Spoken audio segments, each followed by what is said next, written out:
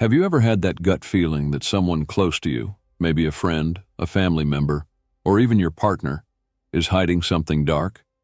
Like they smile to your face, but deep down, they secretly hate you.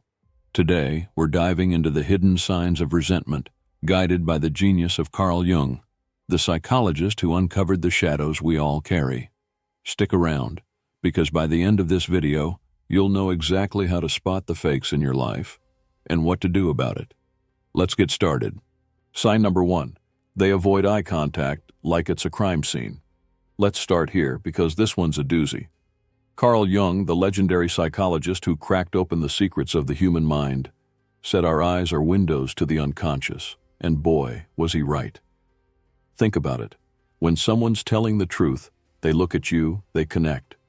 But when someone close to you, your best friend, your sibling, your partner, can't meet your gaze, that's not just awkwardness. That's their shadow, the hidden part of their psyche they don't want you to see, screaming, "I'm hiding something." Picture this. You're sitting across from them, pouring your heart out about your day.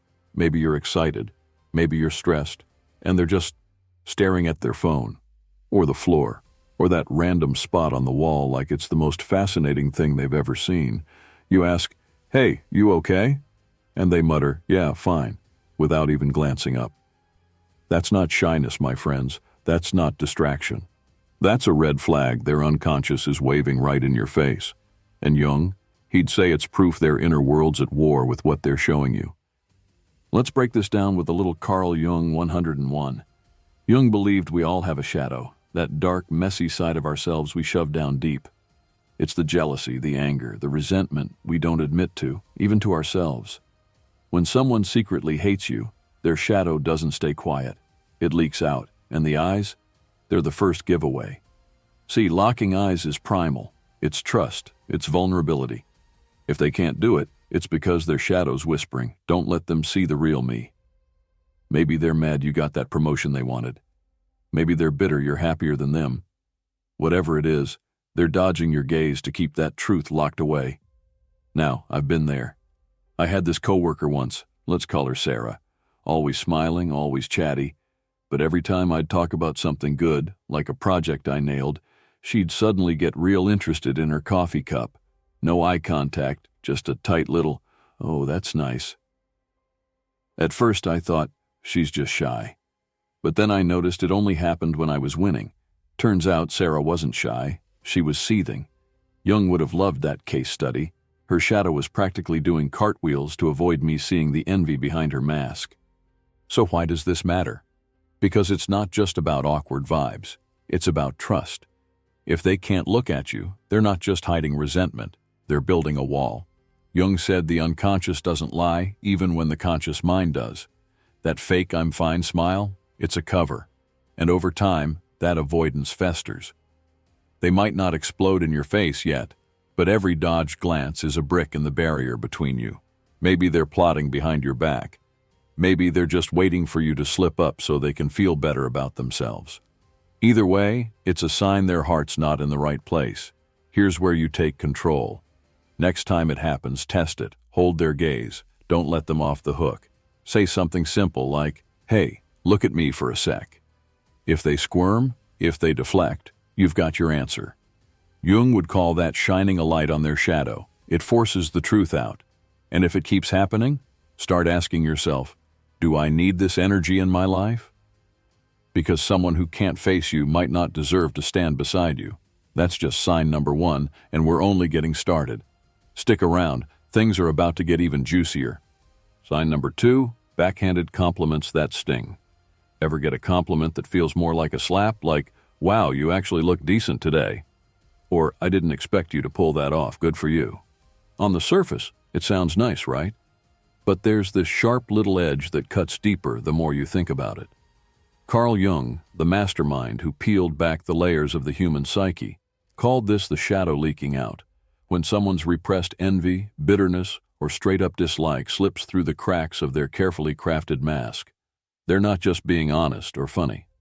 No, this is their unconscious playing a sneaky game, trying to tear you down while pretending to lift you up. Sound familiar? Let's unpack this because it's a sign someone close to you might secretly hate you. And Jung's got the receipts. Imagine you're at a family dinner. You've been working hard.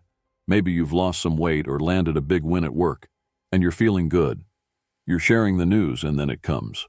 Oh, you're finally taking care of yourself. About time. Everyone laughs, but you're left sitting there, smile frozen, stomach twisting. That's not a compliment. That's a jab dressed up as praise. Jung would say it's the shadow at work, that dark corner of their mind where they stash all the stuff they won't admit. Jealousy that you're shining, resentment that you're doing better than them, or maybe just a quiet, simmering dislike they've never had the guts to voice. Instead of owning it, they wrap it in a bow and toss it at you, hoping you won't notice the poison inside. Jung's big idea here is the shadow, the parts of ourselves we deny. For someone who secretly hates you, that shadow's packed with feelings they can't face. Maybe they're insecure about their own looks, so your glow-up stings. Maybe they wanted that promotion you got, and your success is a mirror they don't want to look into. Whatever it is, they can't say it outright, too risky, too real. So they sneak it out in these little zingers. You're smarter than I thought you'd be. Nice dress, didn't think you had it in you. Each one's a tiny grenade, meant to dent your confidence while they keep their hands clean. And the worst part? If you call them out, they'll gaslight you with, "What? It was just a compliment, chill." I've seen this up close. I had a friend, let's call him Mike, who was the king of this game. I'd show up to hang out feeling good in a new outfit, and he'd hit me with, "Oh, you're trying today, huh? Cute." At first I brushed it off. Mike's just sarcastic, right? But it kept happening. I'd talk about a date that went well, and he'd say, "Wow, didn't think anyone would go for that vibe, but okay." Over time, I realized it wasn't jokes. It was his shadow, dripping with envy because he wasn't getting the same wins. Jung would have said Mike's mask was slipping. His nice guy persona couldn't hold back the bitterness underneath. Why is this a big deal? Because it's not just annoying, it's a betrayal. Someone close should build you up, not chip away at you with these passive-aggressive darts. Jung believed the shadow shows up most when people feel threatened, and if they're threatened by you, their compliments turn into weapons. Over time, those little stings add up, leaving you doubting yourself around someone who's supposed to have your back. That's not a friend. That's a saboteur in disguise. So what do? Next time it lands, don't just swallow it. Pause, look at them and say, "What do you mean by that?" Watch them squirm. They hate when the shadow gets spotlighted. Jung would call it forcing their unconscious into the open. If they double down or dodge, you've got your proof. Their hate's not so secret anymore. And if it's a pattern, maybe it's time to rethink that relationship. You deserve people who mean what they say, not ones who smuggle their resentment in pretty words. That's sign number 2, sneaky, stinging, and straight from the shadow. Stick with me, because sign number 3's coming, and it's a game changer. Sign number 3, they're never happy for your wins. You get a promotion and they say, "Oh, cool," with all the enthusiasm of a wet sock. Or maybe you hit a personal milestone, like running that 5K you've been training for, and all you get is a half-hearted, "Nice, I guess." Meanwhile, you're over here practically bursting with pride, and they're acting like you just told them the weather forecast. This isn't just them being low energy. Carl Jung, the genius who mapped the depths of the human soul, believed true resentment hides in the collective unconscious. Those universal feelings we all suppress, like envy, inadequacy, or bitterness. If someone close to you can't celebrate your victories, it's not because they're too busy or not into hype. It's because your success shines a blinding light on their insecurities, and they'd rather dim it than deal with it. Watch out for this one. It's subtle, it's sneaky, but oh, it's brutal. Picture this. You've been grinding for months, burning the midnight oil, and you finally get that email. You're promoted. You can't wait to tell someone close, maybe your best friend or a sibling. You call them up, voice buzzing with excitement, and lay it all out. And their response? A flat, "Oh, that's cool, good for you." No questions, no spark, just a shrug over the phone. You hang up feeling deflated, like someone popped your balloon with a pin. That's not indifference. That's a sign their heart's not in it. Jung would say it's the collective unconscious at play, that primal stew of emotions we all share but rarely admit to. Deep down, your win stirs something they've buried. Maybe they're stuck in a dead-end job. Maybe they're jealous of your drive. Instead of facing it, they slap a lukewarm congrats on it and call it a day. Jung's collective unconscious is like this invisible thread connecting us all. Envy, fear, and resentment are part of the package. When someone secretly hates you, your success becomes a mirror they don't want to look into. Think about it. If they were secure, if they were truly in your corner, they'd be cheering, asking details, maybe even cracking open a bottle to toast you. But when that joy's missing, it's not an accident. It's their unconscious saying, "Your light makes my shadows too obvious." They can't handle your glow because it exposes what they lack, whether it's courage, achievement, or just plain happiness. And here's the kicker. They might not even realize they're doing it. That's how deep the collective unconscious runs. I've felt this sting myself. I had a cousin, let's call her Lisa. Growing up, we were tight, always swapping dreams about the future. Fast forward to last year, I launched a side hustle that took off, and I was over the moon.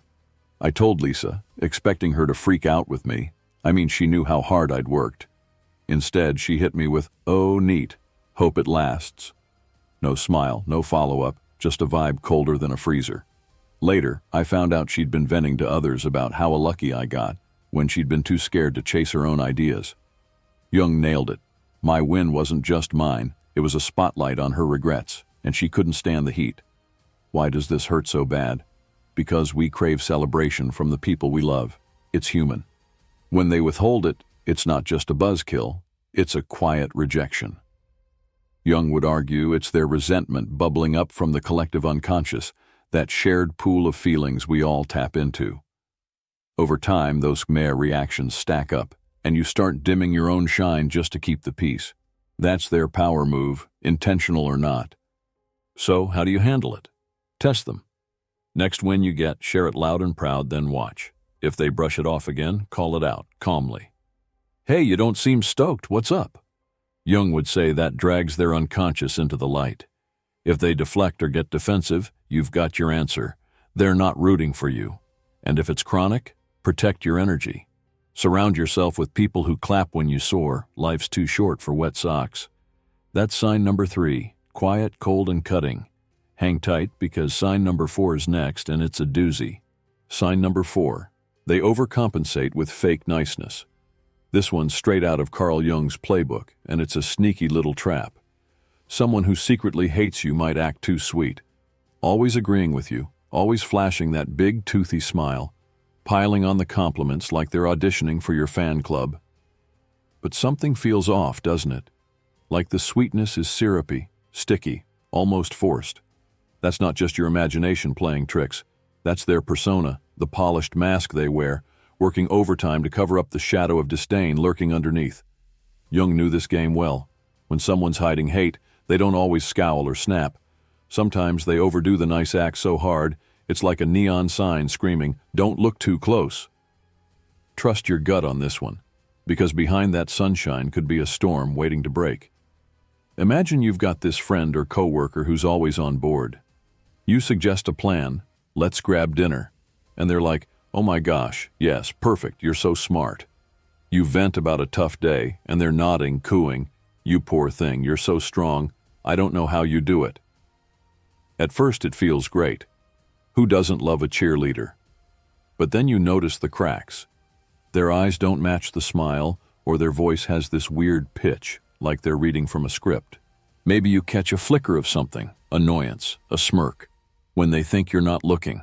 That's the persona Jung talked about, the face we show the world to hide what's really cooking inside. For them, it's a shield, keeping you from spotting the shadow, the disdain, the resentment, the hate they won't admit to. Jung's theory here is gold. He said we all wear a persona. It's how we fit into society, how we play nice. But when someone's secretly against you, that persona goes into overdrive. Why? Because their shadow's a mess of feelings they can't face. Maybe they're jealous of your confidence. Maybe they resent how much people like you. They can't lash out, that'd blow their cover, so they smother it with fake niceness instead. It's like putting a cherry on a pile of garbage and calling it dessert. The over-the-top agreement, the constant, "You're amazing." It's not support. It's a performance to keep you close while they stew in the dark. And trust me, that shadow's not dormant. It's just waiting for the right moment to slip out. I had a friend like this once. Let's call her Jen. She was all sunshine and rainbows. Every time we hung out, it was, "You're the best. And I'm so lucky to know you." I ate it up, who wouldn't? But then I started noticing things. She'd agree with me on everything, even dumb stuff, like she had no opinions of her own. It felt weird, hollow. Then one day, I overheard her on the phone tearing me apart. She thinks she's so great it's exhausting. The mask slipped, and there was the shadow, grinning back at me. Jung would have said Jen's persona was her shield, but her disdain couldn't stay caged forever. I'd been blind to it because she'd drowned me in sugar first. Why is this a red flag? Because fake niceness isn't harmless. It's manipulative. They're not just hiding hate, they're controlling the narrative, keeping you off guard so you don't suspect a thing. Jung believed the persona shadow dance shows up most when someone's conflicted, and if they're overcompensating with you, that conflict's about you. Maybe they smile while plotting how to one-up you. Maybe they're nice to your face but trash you to others. Either way, it's a slow poison, eroding trust while they play the saint. So what do? Lean into that gut feeling. Next time they're laying it on thick, throw them a curveball. Disagree with them on purpose. Say something bold like, "Nah, I think that's a terrible idea." Watch their reaction. If the mask cracks, if they fumble, get tense, or flip to cold, you've peeked behind the curtain. Jung would call it exposing the shadow through the persona's weak spots. If it keeps up, set boundaries. You don't need a yes man who's secretly a no man. Life's too short for fake sugar. That's sign number 4, sweet on the outside, sour underneath. Stay tuned, because sign number 5's coming, and it's a gut punch. Sign number 5, they exclude you from the loop. You're scrolling through your phone one night, and bam, there it is. Pics of a hangout you weren't invited to. Your best friend, your coworker, maybe even your cousin, all grinning in a group selfie, and you're nowhere in sight. Or maybe they forget to tell you about plans. "Oh, it was last minute, didn't think you'd care." Yeah, right. This isn't just a slip-up. Carl Jung, the titan who plumbed the depths of the human mind, said exclusion taps into our deepest fears of rejection, those primal wounds buried in the unconscious. And someone who secretly hates you? They know that, even if they won't admit it. It's not an accident. It's a cold, calculated power move from their unconscious mind, designed to shove you out while they play innocent. If this keeps happening, they're not just busy. They're pushing you out, and Jung's got the blueprint to prove it. Think about it. You're tight with someone, or so you thought. You've got history, late-night talks, shared secrets, the works. Then one day, you notice the shift.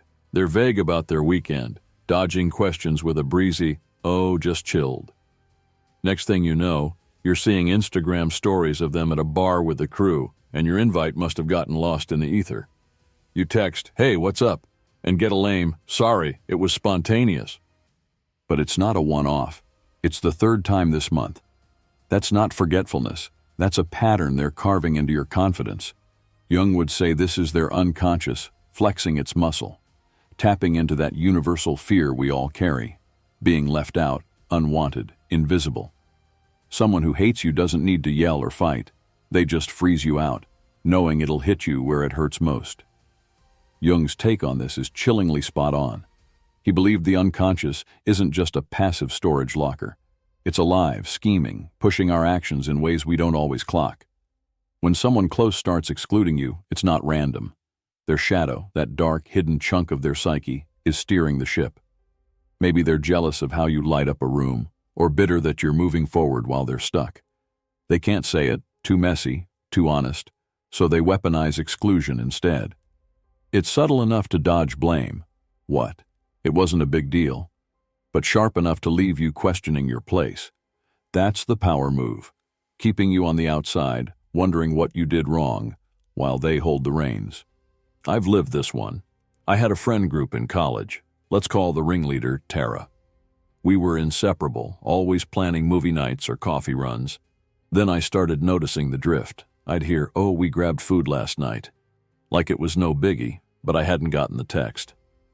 Once I scrolled X and saw Tara's post, "Best crew ever," with a pic of everyone but me, laughing at some party I didn't even know about. I confronted her, heart pounding, and she hit me with, It was spontaneous, didn't think you'd be free. Bull. It kept happening. Forgot this, last minute that. Until I realized Tara wasn't forgetting. She was sidelining me. Jung would have said her shadow was calling the shots, maybe resenting how I didn't fit her mold anymore. That exclusion? It was her unconscious saying, "You don't belong." Why does this sting so bad? Because belonging is hardwired into us. Jung tied it to the collective unconscious, that shared pool of human instincts where rejection lives like a sleeping beast. When someone close excludes you, they're not just skipping your invite. They're waking that beast, making you feel small, disposable. It's not loud like a fight.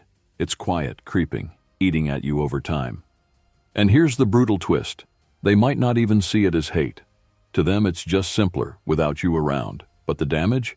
It's real, and it's intentional on a level they won't cop to. So, how do you fight back? Don't just stew, act. Next time you spot the exclusion, ask straight up, "Hey, why wasn't I in on this?" Keep it casual but firm. Jung would say you're dragging their unconscious into the daylight. It's harder to hide there. If they stammer, deflect, or pile on excuses, you've got your clue. This isn't oversight, it's strategy. Then check the pattern. Once is a fluke, twice is a coincidence, but 3 times? That's a choice. If it's chronic, rethink their spot in your life. You don't need people who'd rather see you sidelined than seated at the table. That's sign number 5. Quiet, cruel, and straight from the unconscious. Stick around, because we're wrapping this up with what Jung would tell you to do about all these signs. Trust me, it's a game changer. Now let's tie this to Carl Jung. He believed we all have a shadow, those dark, hidden parts of ourselves we don't admit to. When someone close hates you, their shadow's doing the talking.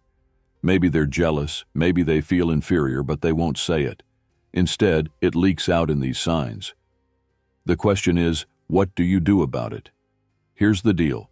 You can't force them to change their shadow, but you can protect yourself. Call it out subtly. Jung would say confronting the unconscious brings truth to light. Or if it's toxic, walk away. Your peace is worth more than their mask. Which sign hit home for you? Drop it in the comments. I'm reading every single one. If you found this eye-opening, smash that like button and subscribe. We're unpacking more mind-blowing psychology every week. Next time, we're diving into how to spot a narcissist before they wreck you. You don't want to miss it. See you in the next one.